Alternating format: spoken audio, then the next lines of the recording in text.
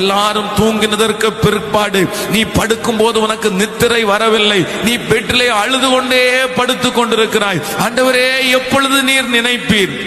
ஆண்டவரே, எப்பொழுது என்னுடைய குடும்பத்தை பார்ப்பீர்? எல்லாரும் சந்தோஷமா இருந்தாலும் உன் மனது சந்தோஷமா இருக்கிறது போல் நடிக்கிறதே தவிர அந்தரங்கத்திலே உனக்கு ஒரு மிகப்பெரிய வேதனையை நீ சுமந்து கொண்டிருக்கிறாய். உன்னோடு படுத்திருக்கிற மனைவி அந்த சுமையை பார்க்கவில்லை, உன்னுடைய கணவன் பார்க்கவில்லை, உன்னுடைய பிள்ளை பார்க்கவில்லை.